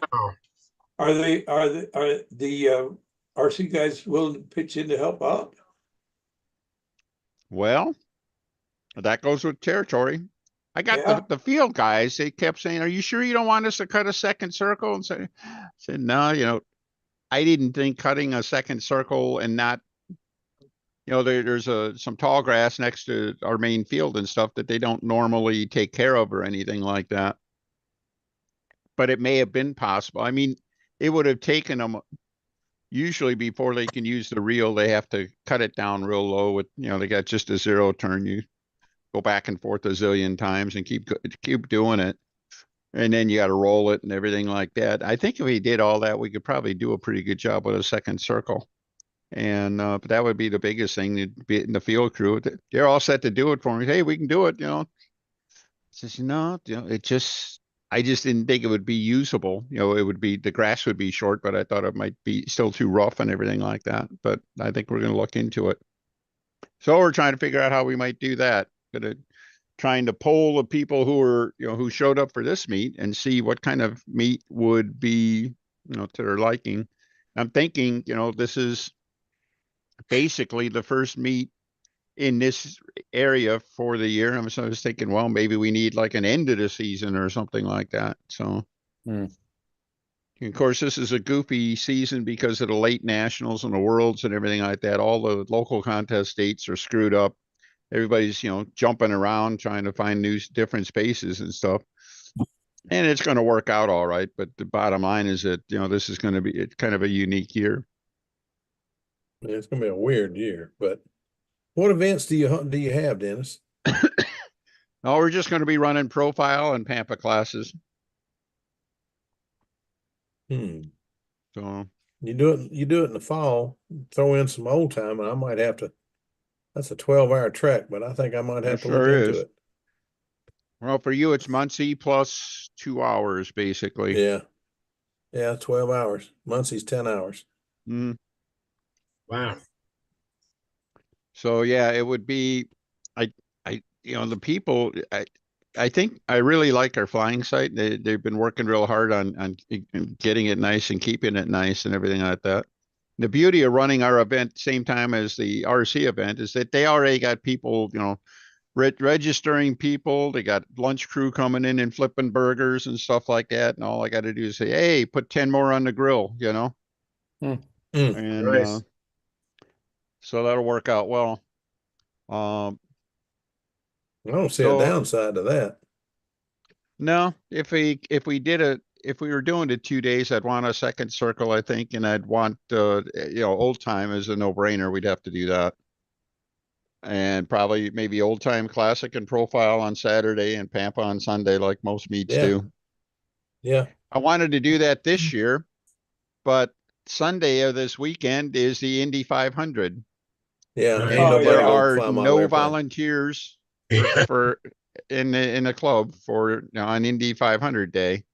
Yeah, the alternative was going to be to run 2 days on like Friday and Saturday. Yeah. And I said, well, so we had a half a dozen people out there. It had a half a dozen people flying tonight. I says, well, could you guys come to a contest on Friday? I don't know. Are you retired? Yeah. Oh.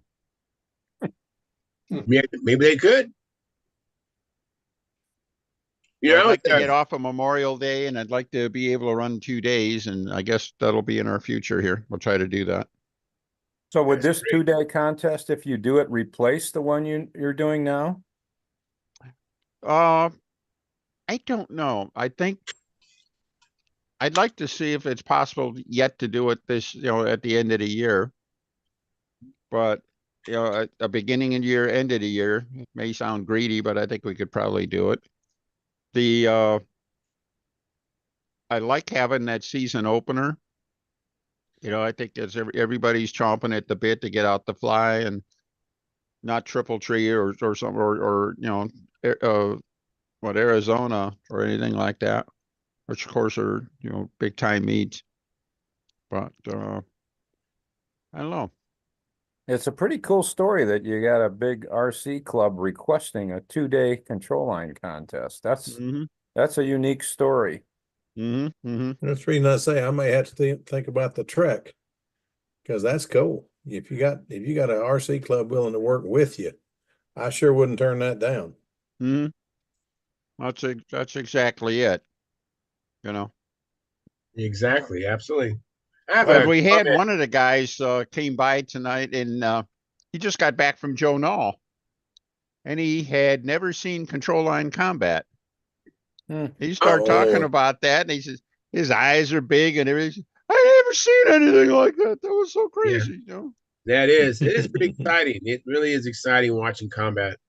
I have always thought the combat was about the most exciting thing you could do with a model airplane. I yeah. think It is from a spectator standpoint. Yeah, it yeah, definitely is. Yeah. I saw Stumblefield and Cleveland. They're combat buddies. I saw yeah. them at the Southwestern Regionals. First time that I can remember seeing um, a match, and I was like, "Wow!" Now I get it. Now I have a lot of guys I fly with that do combat, but I didn't understand, the allurement of it. And then I saw that match, and I was like, "Wow, I get it." Pretty exciting. If you really wanted to get excited over combat, you should have seen Howard Rush 20 years ago. Yeah. Because when he was in Winston-Salem, Howard had reflexes like I'd never seen before, and a plane that was so fast and cut so hard that, I mean, it was just like the other guy'd go up and play with Howard, and Howard would just give him something to shoot at. And all of a sudden, Howard would decide, okay, that's enough. And he just and get him, and that's it. And back in those days, see, if you cut the tail off at the string, you got a kill, and the other guy couldn't come after you. Mm-hmm, mm-hmm, Yeah, mm-hmm. And Kill Howard was a ended master the at that, match, I man. think. So He may not, he won't say that he was that good, but Howard was very, very good. mhm. It was amazing how good he was. But he was something to watch, I'm telling you. It just, Yeah. So I still get that would sick be when I the hear other it. option. If I had a 2-day, 2-circle contest, I'd love running combat. Yeah. For just for the spectator appeal. Mm-hmm. Well, we had a Absolutely. couple of the vintage folks. One of the wives came over, and their hubby came over and stuff. She'd apparently never seen anything like control line. So The thing with the combat guys, if you hold it a combat contest, most likely you'll get volunteers for the combat guys to help you run it. Yeah. well, that's what I'd have to do. Is that I'd have to get like Mike Lonke in Kentucky, or maybe Ron Colombo up in Detroit or something like that to Yeah. run the meet, because I frankly wouldn't know where to start. And okay, and then one of the Cleveland guys is there. They run combat at their fall meet. He said he thought that guy would probably help us out too. So Along those lines, I'm the only guy in my area that flies any model airplanes, as far as I know. But I've been told that years ago there were a bunch that flew out here, RC and control line both. And so I'm decided to try to dig them out of the woodwork to see if I can find them that might still be active or want to become active. And I contacted a guy that has quite a bit of acreage, and I'm setting up. I'm negotiating a lease on 10 acres of ground that if I can get enough people that want to get involved in that, we'll create a club. And the idea of creating a club is to get, like for the RC part of it, if you've got an established club and the criteria and all that, then you don't have to have all that electronic equipment in your RC airplane. You can fly at that spot, and you don't have to mess with that. So anyway, I'm trying to figure out, I think and I'm looking for suggestions. I'm thinking about putting just a little letter or note in the newspaper here, the local newspaper. It's pretty much county-wide, so I think I'd hit most of the people close by, and try to see if there's anybody interested, and because I figure if I get 10 people to start the club, it's a go. And the guy that owns the land, he's got some equipment there, and so we can get that pretty well leveled out and get a take out, a strip and a couple, 2 or 3 circles going. That's the whole, and a shade area, a pits area type thing. So anyway, any suggestions? Am I on the right track? Do you think the newspaper, is there any other way you think I could dig people out?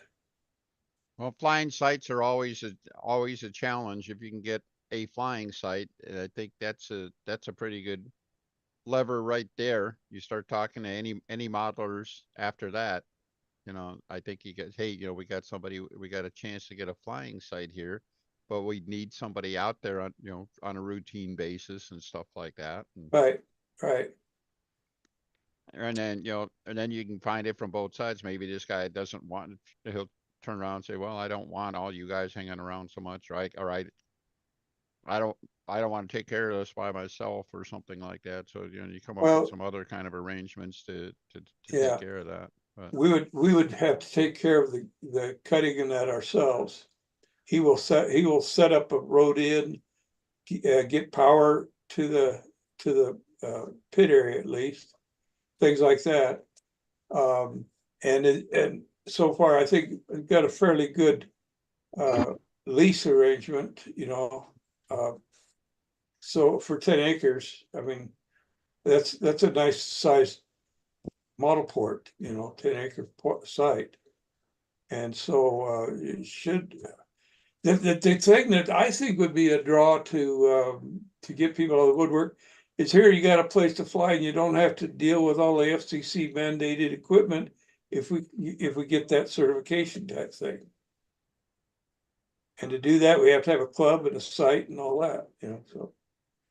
Because there are places to fly out here. There's hard pan, where old dry lake beds and stuff like that. And that's where they used to fly. But see what's happened is the FAA rules have they've all disappeared.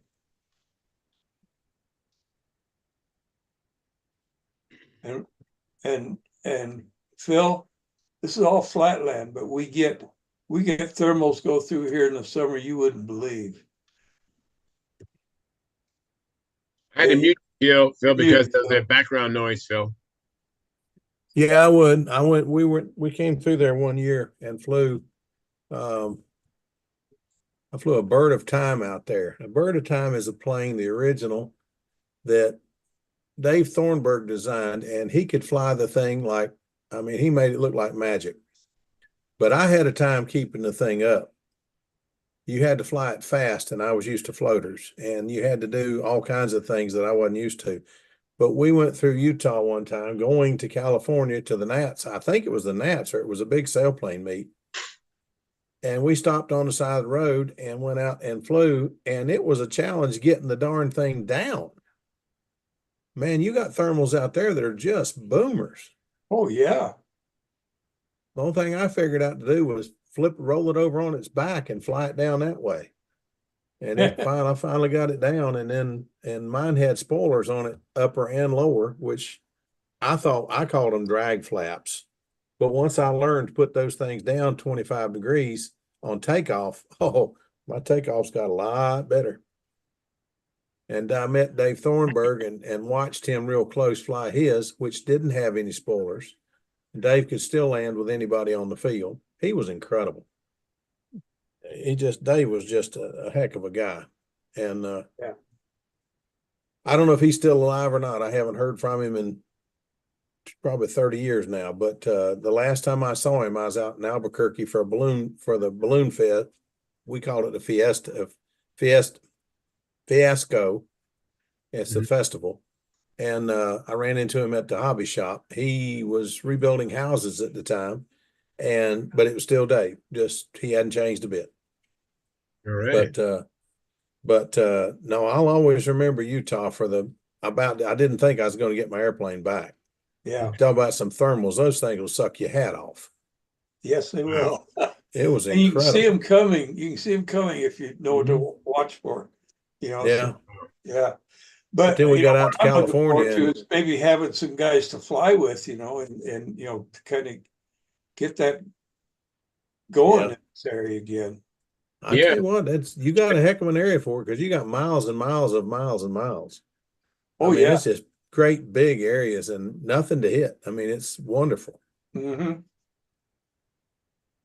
Yeah. know. I'm kind of jealous of that. And Charles, he's got, you know, within an hour of Charles, he's got Torrey Pines, which I grew up Yeah. reading about. And I went out there and watched it when I came out there and saw Charles last year. I went by and saw it, and that place is just incredible. There's an idiot running at a cliff, hard as he can go, and got two idiots running behind him, or at least I thought they were idiots. Okay, I better calm down. I'm talking too loud. They're running at the cliff, and just as he got near the cliff, two guys in the back let go, and we didn't know what they were doing. Well, a paraplane envelops and goes up over him, and then as he steps near the end of the cliff, way before he got there, he's 50 feet in the air. I don't mean 20 or 30, I mean 50. He's Wow. gone.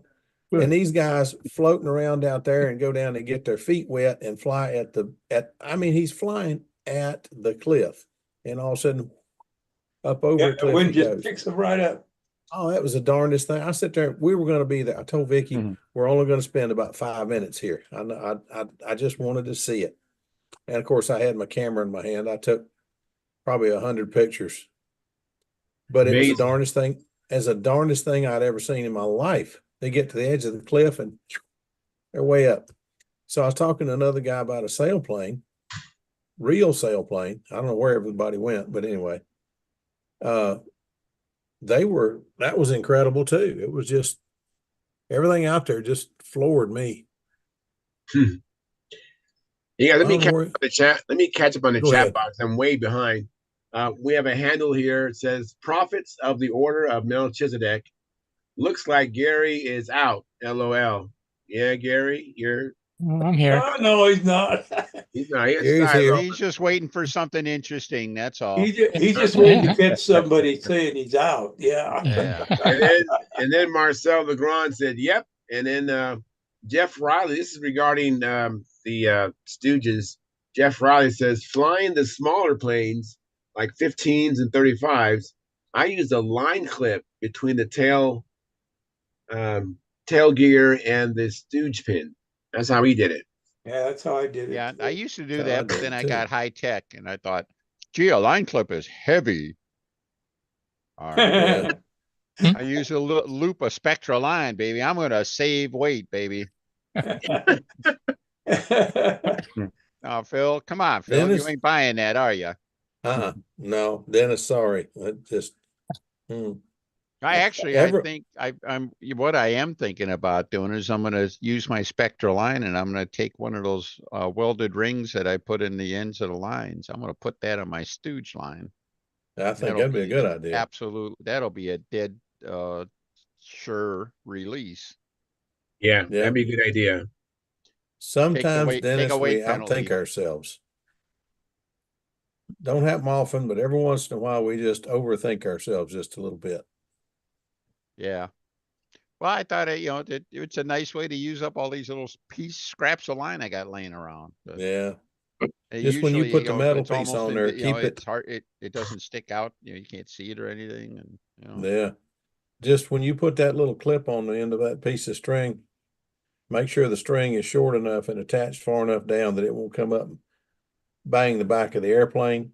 Because I outsmarted myself like that. It just looked like the airplane had a rash back there. oh boy. Don't, yeah. There we go. Now I got something. Hey, John, what were you talking about? Overthinking things? Yeah. Yeah. There we go.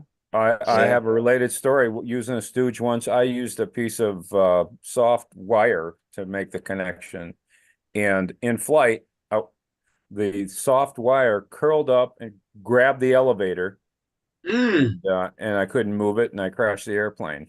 Oh, Oh, no. gee. Yeah, well, we learned the lesson there, right?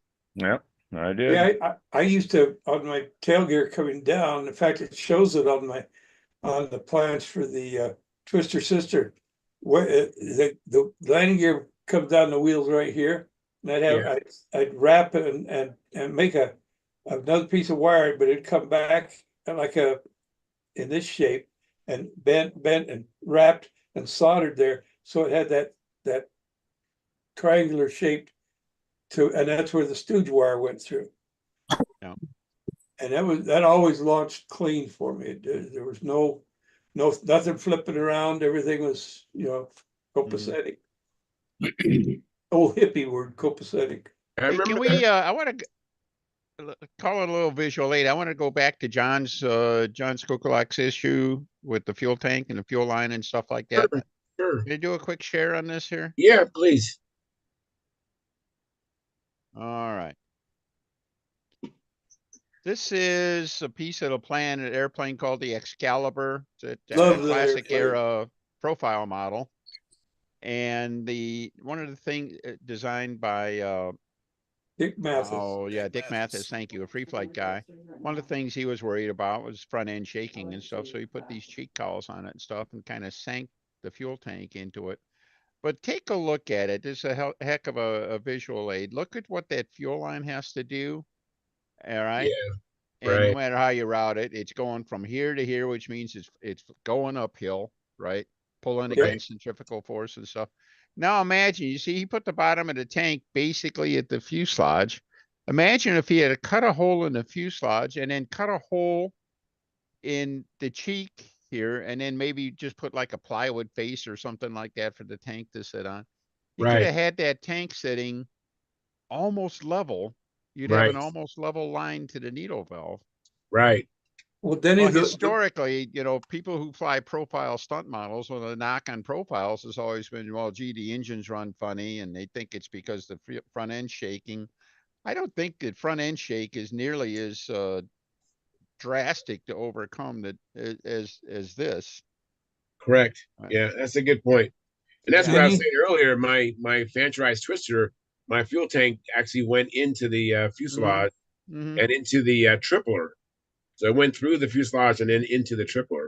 Well, there's a lot of, I think Carrier, I think slow combat guys did it. They were short noses. They used to put the tank on the inboard side of the fuselage. So it's actually going Tank downhill. on the outboard side, yeah. Yeah, and actually you think about that, that could be a problem because that could be too much of a good thing. Because now the engine's going to go rich when you get some airspeed on it, right? Yeah. Mhm.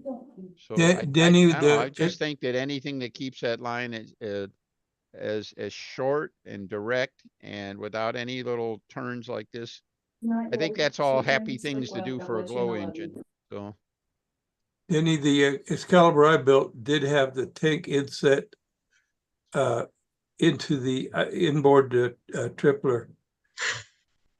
And there was instead of half inch, I had quarter and quarter on that one. So it was within a quarter of an inch going in, and that made the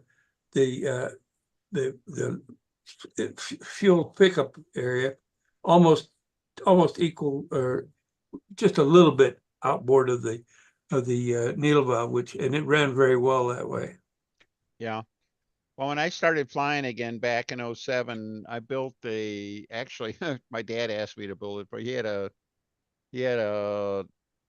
Brodak Cardinal ARF. He asked me to put it together for him. And one of the things I insisted on that is I cut a hole in the fuselage and set the tank on the inboard doubler instead of the outboard doubler.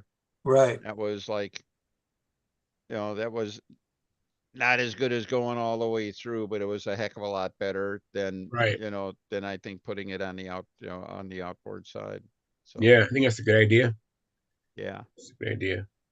Thanks for showing this, Denny. A picture Yeah. paints 1,000 words. Yeah, it does. Well, whatever. Picture. Oops. Screen sharing got stopped. Okay. All right. I didn't do that. Jeff Riley says maybe a tad heavier, but it doesn't twist over the tube. I'm not sure what he means by that. You know what he means by that? Probably the cheek calls. Okay. And then he goes on to say, bend the feed tube so to exit the tank out at the bottom and about half an inch away from the fuselage. Yeah, but you're still You're still pulling it climbing hill, uphill. you're climbing, you just moved the hill inside the fuel tank. Yeah, So, I like moving the like I did on my Venturized Twister. I moved the tank all the way to through the tripler. It had the doublers, but then it had a half-inch balsa tripler. So I was actually all the way, so the fuel line went straight shot, no uphill climb for the fuel, and it seemed to have a really good engine run. yeah, I You wouldn't know, want it going down uphill or downhill, but for, all the reasons you're saying. So, and Brent Williams says, "Howdy, y'all. Hey, Brent, thanks for coming in." And Brent, I have a customer for you. Joe Thompson saw my hard point handle, and he has to have one. So I told him you sell a kit. So um, that's in the future. Hey, I have a question. I was just curious because I haven't been around this hobby as long as some of you guys have. And speaking of profiles, where the engine is sticking out, have you guys seen anybody go go to great lengths to make their engine look? I mean, they chrome the head or do things to make, because the engine's there and the tank's there. I've seen tanks painted, but have you guys seen people do anything else over the years to really make the a profile kind of wow? Go ahead. You got to unmute yourself, Philip. Y'all have heard me talk about him before, but Tom Looper builds an immaculate airplane anyway. Mm-hmm. But then when Tommy gets through with his motor, it looks like a piece of artwork. He polishes it. He takes the muffler, and if by chance he uses a stock muffler, which a lot of times he doesn't, but nowadays we pretty much have to. He's been known to shorten them. Super Tiger that he took, I mean, a good inch out of, put them together, and then polished it up like a piece of chrome. Mm-hmm. Been known to lengthen them because Wendy had one that was about a foot long one time. I wanted to see what that would do, so tried that. But Tommy's stuff always, I mean, if it's a plane, now if it's a plane like what he's flying right now, an All-American Senior that somebody else built, and he's flying it sort of to honor him, then it's not all as special as it could be. But watch one of Tommy's airplanes, and it is first class from A to Z. I mean, the lead out wires will sparkle. The propellers are painted, and Tommy doesn't know how to do something just common. He's got to make it special. And he really has first class looking stuff. He did a Zen Acrobat, the kit, SIG kit. Right. And it looked like a real airplane. He took a Superman head and hands and carved a body and all, and made a little cloth suit for him to wear, and colored it in. It was red, white, and blue, and all sitting under that big canopy. And this thing looked real. And I don't know. Tommy can make anything look special. But when you take that much time on a profile and make it look like just a piece of chrome, it's just amazing. And then he goes out there and flies, and he's got his act together so much. It's incredible. And I've been trying to keep up with this guy now 49 years. So Well, I that's have good. seen some polished up engines and heads and stuff like that. And, they look nice. Heck, even airplane, even inverted engines, you always see some of the engine exposed when you see when it's all polished up and everything like that. That's cool. Unfortunately, a polished surface is not as good at rejecting heat as a matte finish is. it's not. But See, I so had learned that the hard maybe way. not what you want to do, but it sure looks cool. So Yeah, it looks good, but boy, they get hot. Okay. Yeah. Even Jeff Riley said chrome parts would tend to get too much heat. So Yeah, all polished does the things. same thing. Okay. It's a sandblasted surface, a matty surface, gets rid of more heat than a polished surface will, but it don't look near as cool. Not nearly as cool. Absolutely. hey, Charles, I think the opposite is true too. Sometimes you see somebody, they bring an airplane out, it looks like the engine was dipped in old castor oil or something like that. It's all been cooked and baked and everything like that. And it's kind of cover it Yeah, up, I know. whatever. Exactly. I've seen Yeah. it that was like, damn. Yeah, I've seen those too.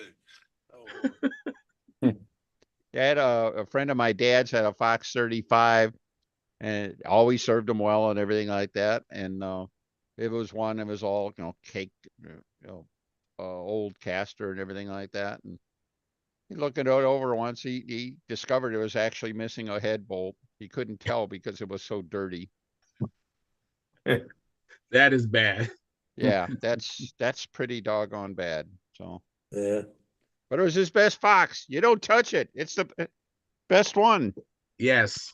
And Hey, that's probably speaking of why. which, I keep forgetting to mention this. The last needle valve assembly that Fox made for the 35 had the needle and this fuel spigot on the same side, right? So you could put it on the opposite side of the muffler and still get a straight fuel line. Just really what John's looking for. So I don't know. John, what engine are you running?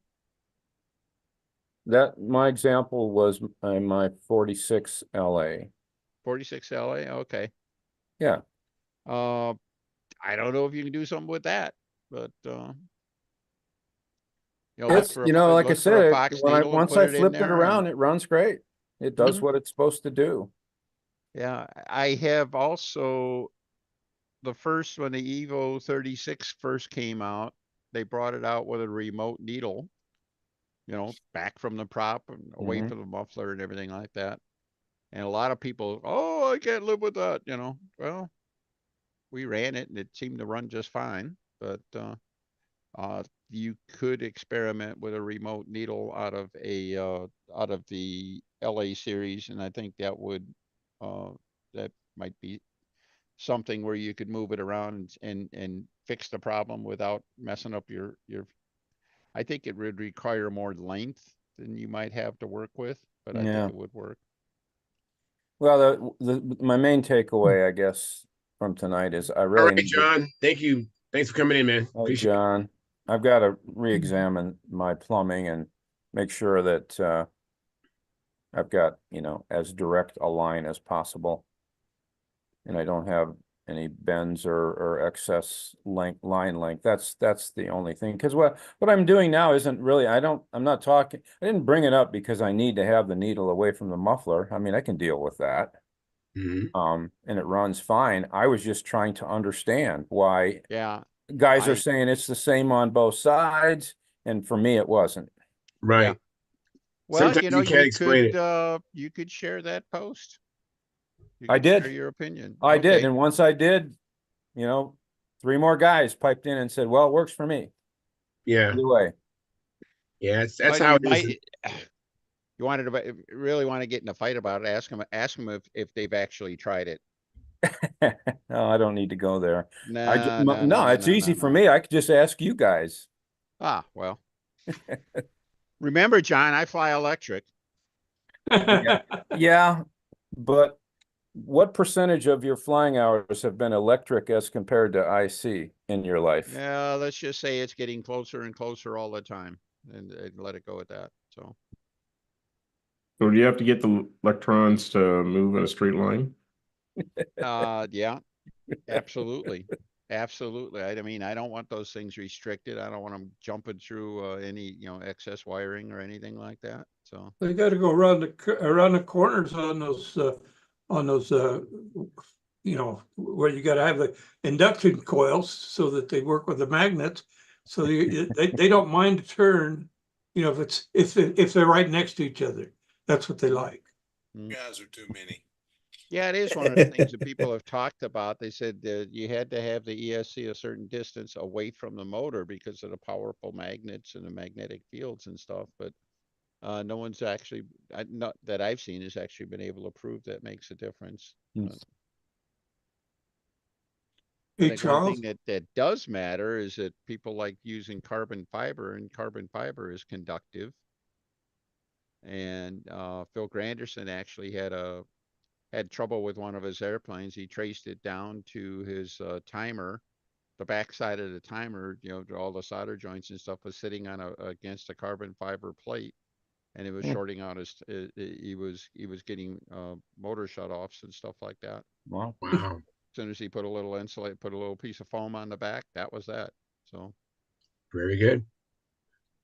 You go ahead, John. Yeah, to go along with what Denny was showing us earlier with the oh shoot, what With the Excalibur. Excalibur, I wanted to show something here, All right. and I'm going to zoom in on it. Okay. Oh, look at that beautiful plane. There we go. Seems like I've seen one of those somewhere before. Oh, that's right. It's hanging up in my basement. Come on. Yeah, everything works great until I get trying to do this. That's how I'm it is. trying to zoom in on the tank, the engine, just right there. There we go. Okay, that's about as close as you can get with to the. You're only slightly downhill. Okay, slightly uphill. I mean, to the needle valve. You could get a custom Venturi and raise that needle valve up there to where you're closer to inline, but I just wanted you to see that this thought that Mathis had and others have had has not been lost. Yeah. Yeah. Yeah. Yeah. And you can Okay. get into your you can go even deeper if you want, it looks like. You have room to go even deeper to get it totally in line. Yeah, I could go back into here, go down, Yes. go deeper into this area. Right. Yeah, it looks like you got a Totally. lamination there. You could drop the tank all the way to there and you I can could get drop rid the of. tank all the way there, and I could take Yeah. these two and just bring them out, you know, because they just have to. Actually, I wouldn't even have to bring them out. I could just come in through here. Mm. Yeah, that somebody will do it. I'm sure they will. You know. Yeah. Yeah. But, yeah, I just wanted to point that out. Because Has anybody had success mounting a tank inboard on a profile? oh yeah, there's what was that guy, Forerunner? He I think John just mentioned just the tank, but actually, Frank Williams down in Texas, he got famous for, he was mounting the whole engine on the inboard side with the fuel tank on the inboard side. I have his Bearcat. And It works. he had some of the best running engines you've ever seen.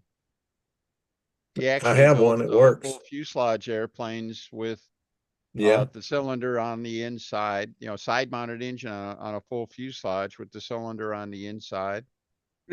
And see, one of them I think had the exhaust, it was a front exhaust engine and he had a tuned pipe on it. All right. Sure did. Came out toward the spinner and turned and went back, and then he had a Yeah, pipe mounted on it. it had like it looked like a piece of plumbing, you know, a real piece of plumbing coming around the front and everything like that. Looked And weird, but it Frank, worked. you know, routinely had, I mean, his engines were some of the best running engines you've ever seen. So What about the traditional outboard engine mount with an inboard tank mount? I've seen that on some slow combat, some carrier planes, and I don't recall seeing it on a stunt plane. But not for stunt where you're looking for that. Yeah, certain... maybe, or well, you know, maybe like a sport plane, like a Ringmaster or something like, or Okay. actually something like a even shorter nose, like a Flight Streak or something like that. It was a Yeah, way to yes. cheat some more, you know, fuel tank into the airplane, where you, by not making it, you know, forcing it to fit behind the cylinder. Yeah, Put it on the opposite side, you have a little more length to work with. right. Let me give you a little bit of an insight on just how much that centripetal force has on the fuel. With that twin Flight Streak, I used to fly in Classic. All right. Air 20s, you know, and the engines were 7 inches on either side of the center of the fuselage. So it's 14 inches separation. Is that right? The front 10-inch props. Yeah. And so, and I was having troubles. I never could get the engines synced right. And it turns out that as soon as you get them synced on the ground, so you take off, the centripetal force would then on the outboard engine was getting just enough extra force that it would richen up the outboard engine. Yeah. And so you have to take off with the outboard engine a little leaner, and you have to try to match that. Well, I thought, well, I'll fix that. So I got me a combat bladder, and I worked off both ends of it. So I had one end went to one engine and the other end went to the other engine. Mm-hmm. And I put the fuel in that one single combat bladder that was mounted in the wing, and I'd pump that sucker in there and get that pressure going, get it started and running, and son of a gun, I'd take off, and the outboard engine, even on pressure, the outboard engine would rich it up. Uh-huh. Yeah. And so that's the effect that you get on that centripetal force. Now, just that little distance, you know, like John Skukelik there's running from the center of an RC tank. So he's not pulling it from as far outboard as, but just that little bit was enough to cause him to have a problem. And because his fuel length, I bet you he didn't have to change the fuel length going from one side or to the other. Did you, John? No, I didn't. So I didn't have to change it. No. Yeah, so it's the same length of fuel line. The difference is where it enters into the, in other words, it's not having to fight its way uphill. Again, telling me there's something is wrong. If anything, it's weak on the suction to bring the fuel in, and it might be it's old. It might be it's too big of a venturi for what he's running it at or on, or he needs uniflow pressure. Anyway, yeah, I'll try the pressure too. But yeah. Anyway, again, it isn't a problem. It's just me trying to understand how this works. Right. Well, I'd like to find out if the pressure makes a difference to you. Yeah, You know, I'll let you know. try it both ways, to the Yeah. inside and to the outside with pressure. Yeah. Fantastic. What the heck? Just take the airplane on the ground, start it up with the wings level, set the needle, and then turn the airplane with the wing tip down. And That's all you let's got to see do. what happens, you know? Yeah, all you got to do. That's all you got to do. Interesting. That's uphill, downhill right there. So, Yep. Interesting. Good yeah. point. I have a comment from Jeff Riley. He said just referring to those engines that have baked on oil. He says the old engines have smoke from the outside due to the cooked Faster. on caster are the ones that run the best. I wish I could tell him he's wrong, but I can't. Yeah. No, I can't either. Yeah. They Yeah. look ugly and everything like that, but there's you get an engine that's running and man, you don't want to do nothing to it. And if it means that you put up with an ugly old dirty engine, you do it. But Yeah. I don't know. Yeah. Do you remember Especially if it's a Fox, I think that's part of, that like holds all the pieces together better or something. Yeah. I'm not Oh sure. yeah. And I know Jeff loves his Foxes, so. Do you remember Fancher's, what he called it? It was a profile, but he had an RC mount on it and had the Yeah, the imitation. Imitation. Yeah. I think some people try to tell him that wasn't a profile, but it was, according to but anyway, the engine was mounted inverted, and it was I don't think it had the problem. Some engines want to run side mounted, like a Discovery Retro likes to be running side mounted. It runs best in that position.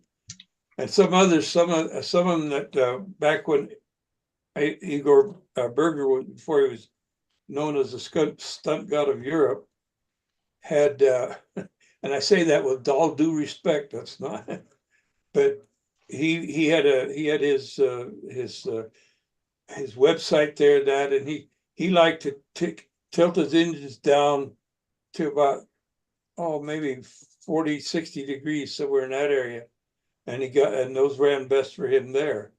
So, there's lots of things we can play with if we want to. We can make up things to always make it more interesting. Yeah, absolutely.